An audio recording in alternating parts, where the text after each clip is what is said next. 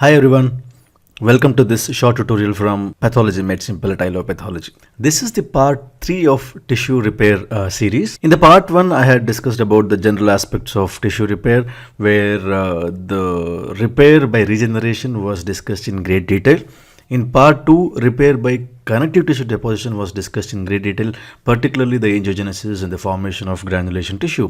In this part, we will take up some specific examples. I will talk about skin wound healing. So in the next 10 to 15 minutes, I'll be talking about healing by first intention, healing by second intention, and then we'll conclude by knowing the various factors which affect the wound healing. So whenever there is a wound on the skin, based on the nature and size of the wound, the skin wounds heals by two processes. Either of these two processes. One, it can be healing by first intention, which is also referred to as primary union, and second is healing by second intention, which is also referred to as secondary union.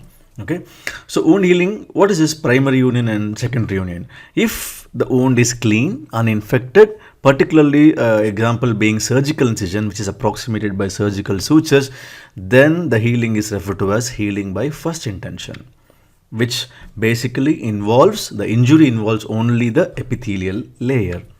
Now healing by second intention occurs whenever there is wound with larger tissue defects, unlike the smaller, clean and uninfected surgical incision which occurs by first intention or primary intention. Now let us quickly recall the steps involved in scar formation, which we had discussed in the earlier videos. Whenever there is injury, the first thing which happens is hemostatic plug, which basically stops bleeding, which provides scaffold for the deposition of fibrin and then results in inflammatory phase to eliminate the offending agent, which then further progresses towards proliferation of various cell types, being it could be remnants of injured tissue, it could be vascular endothelial cells, which would be fibroblast. All these things were discussed in greater detail in the earlier video.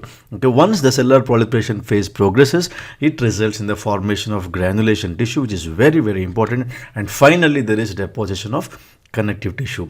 So whatever, regardless of the site of injury, these are the basic steps which are involved in healing or tissue repair. What are those important steps? One being inflammatory, cellular proliferation, and three, finally healing by deposition of connective tissue. Now let me try to explain how the skin wound heals by primary or and secondary intention by these series of illustrations. So imagine that this is an illustrated image of a skin with epidermis and dermis. Now this is an incision which is clean, uninfected and surgical incision. So that this is just a representation showing a clean, uninfected surgical incision, and we know that these types of wounds heals by first intention. Now what happens during this process? The first step, as we know, there is hemostatic plug, which stops bleeding and supports the migrating cells into the injured site. Okay, so initially it is a fibrin clot, isn't it? So next, what happens in the next 24 hours? The inflammation starts, where you know that in the acute phase of inflammation, lots and lots of neutrophils starts coming towards the site of injury. So you see lots of inflammatory cells, particularly neutrophils, towards the site of injury. In this case, injury is a clean surgical incision. Now what happens in the next 24 to 48 hours? Okay, so the basal cells, the mitosis begins to appear, the cells starts to proliferate, and then they proliferate and then progress towards one another, and then it forms a thin cover above the dermis. So it just starts approximating and then forms a thin cover above the dermal surface, and then it sort of covers the wound surface. Okay, so this epithelial regeneration covers the wound surface. We know that cell proliferation involves the native epithelial cells, it involves the vascular endothelial cells, and it involves the fibroblasts. This is what we discussed in the last video, right? So the first one is the native epithelial cells. The squamous epithelial cells proliferate, they approximate, and then they form the covering of the wound over the dermis. So then over the next 3 to 7 days, there is formation of granulation tissue. We have discussed in great detail about the process of angiogenesis. So lots and lots of blood vessels starts forming along with deposition of these inflammatory cells, and the mediators released by these inflammatory cells are the ones which are important for this granulation tissue to form, right? So this happens in the first week. So what happens in the subsequent weeks? Subsequent weeks, there is deposition of connective tissue. The epithelial regeneration is more than what we saw in the first week, right? There is a thin scab above it, and then over a period of time, the granulation tissue, which was highly vascular, diminishes its vascularity. Then the fibroblast starts proliferating, laying down of collagen starts. So this is what happens in the next 2 to 3 weeks. So finally, at the end of 1 month or 4 weeks, there is clear-cut deposition of connective tissue in the form of scar. The cells become less in number, more and more of collagen is being laid, and this collagen is particularly a type 1 collagen. This is a fibrillar collagen which is seen in scars of the wounds. So this is what happens in healing by first intention. You can easily make out that the scar is not really very thick. It's a very thin scar, and then the epithelium has completely regenerated. Okay, so that is how wound heals by first intention when it is clean and uninfected. Now let us understand the same mechanism if this is a large defect. So this is referred to as wound healing by secondary intention or second intention, where the injury is bigger, larger and wider defects.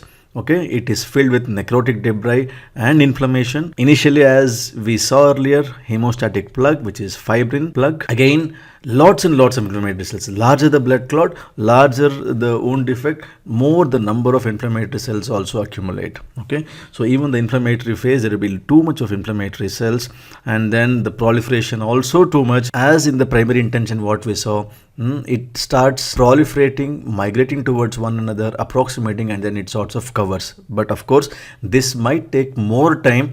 If there is infection, ongoing infection, then this process might be delayed. We'll talk about factors affecting wound healing later.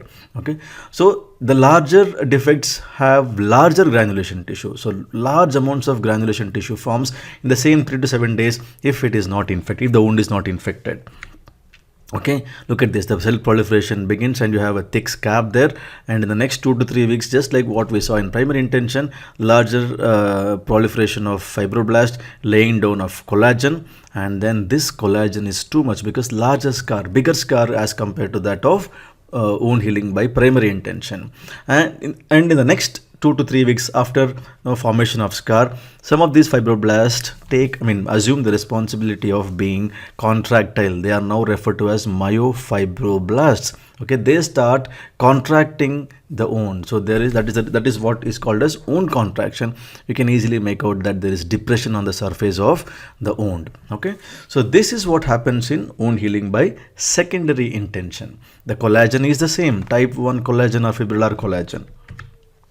Now we will just see a side by side what happens in each of these phases. First intention and second intention.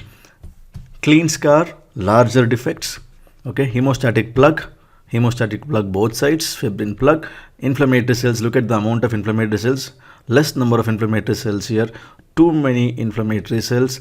Granulation tissue, larger granulation tissue, more fibroblast proliferation in secondary intention, and the bigger scar. This is what happens in, these are basically differences between wound healing by first intention and wound healing by secondary intention. The most important being a bigger scar and then wound contraction. Okay, a depressed scar or the contracted wound in secondary intention. Now let us understand what happens to the wound strength. Let us see if the normal tensile strength is regained after a wound. Absolutely no. What happens, at the end of first week, only 10% of that of normal. The wound strength will be only 10% that of the normal, which rapidly increases over the next 4 weeks, and then it slows down.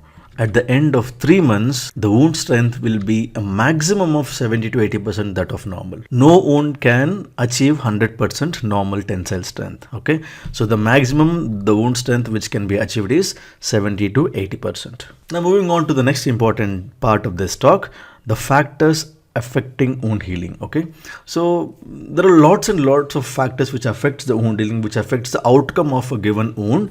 So these factors can be broadly categorized into local factors and systemic factors. Let us understand this one by one. Now coming to local factors, The most important factor which results in delay of wound healing is infection. So whenever there is persistent infection, we all know that persistent infection results in persistent inflammation, and that results in delay in wound healing. Apart from persistent inflammation, there is the injury is itself persistent. So that's the reason why there is delay in wound healing, particularly whenever there is infection. The second important thing is location. The location of wound is particularly over the joints, okay, where the mobility can't be restricted. Okay, so that if there is more and more mobility, the delay in wound healing is more. So when we talk about mechanical factors, any movement over the wound surface, that sort of results in hindering of the normal repair process. The vessels might get compressed, okay, the wound edges might get separated, and that results in delay in wound healing. So type of wound, if it is a small surgical incision, it heals faster, it heals by primary intention. If this is a wound caused by blunt trauma, which are large excisional wounds, that heals by secondary intention, right? So the next important local factor being blood supply. Wounds which have adequate blood supply heals faster. It's common sense, right? Wounds which have poor blood supply do not heal faster.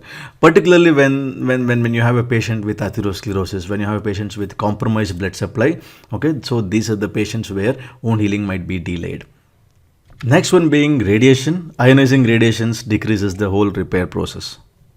So moving on to the systemic factors, age. Age is one of the important systemic factor where wound healing is quite rapid, very rapid in younger individuals as compared to that of elderly individuals. The nutritional status is another important systemic factor which can result in delayed wound healing. For example, if the patient is suffering from nutritional deficiency of vitamin C. Vitamin C is important for the collagen synthesis. Okay, so when you have a deficient vitamin C, that might result in inhibiting the collagen synthesis, and that can retard wound healing. Patients with malnutrition also have lots of protein deficiency, and that can result in delay in wound healing.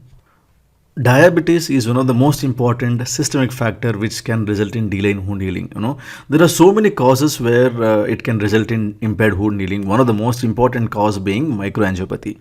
Okay, we will discuss in detail about how diabetes and how microangiopathy results in all the problems which can occur in diabetes. One of the thing is delay in wound healing. So now, as of now, remember that diabetes patients will have retarded or delayed wound healing. The next important systemic factor being, supplementation of glucocorticoids. What happens, sometimes they give steroids. So the most important thing is that these steroids inhibit TGF beta. We have studied about TGF beta in the earlier videos, that is very important for healing by connective tissue deposition. They are the ones which stimulates fibroblast to synthesize collagen. Okay, so there is decreased fibrosis, so that means the wound healing might not be proper if there is glucocorticoid supplementation in these cases. Hematological abnormalities is one of the systemic factor which might result in impaired wound healing, particularly in cases where there is deficiency or quantitative deficiencies of neutrophils. We know that neutrophils are one of the most important cellular component which appears during the initial stage of wound healing, right? So whenever there is defect in the number and quality of neutrophils, that itself can result in further delay in the subsequent processes, which can result in delayed wound healing. So these are some of the important factors which affects wound healing. The infection, the location of wound, mechanical factors, size and type of wound, the blood supply, radiation are all included under local factors, whereas the nutritional status, diabetes, glucocorticoids, hematologic abnormalities and age being in systemic factors. So this is all in this video. We have discussed in detail about healing by first intention, healing by second intention, and touched upon some factors which affect wound healing. Thank you for watching. Please hit the like button if you have liked this video, and then do comment, do subscribe. Don't forget to share if you find this video and the whole series of tissue repair you find if it is useful. Thank you.